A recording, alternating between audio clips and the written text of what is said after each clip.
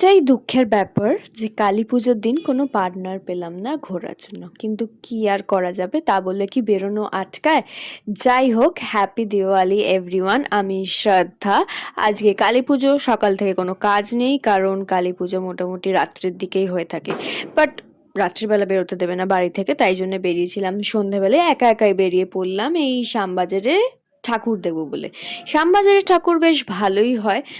বারাসাত, নৈহাটি এগুলো আমার যাওয়া হয়নি, এই ভিড়ের মধ্যে সানডে বেকার। তাই জন্য ভাবলাম যে একা একা বেরিয়ে শ্যামবাজারে ঠাকুর দেখে আসি, তারপর ফাটাবো বাজি। বাজি বেশ ভালোই কালেকশন ছিল ফাটানোর জন্য, মানে আমি পার্সোনালি গিয়ে বাজি ফাটাই না, কিন্তু দেখতে আমার খুবই ভালো লাগে কালেকশনসগুলো। সো তাই ভাবলাম যে দেখে দেখে এনজয় করি।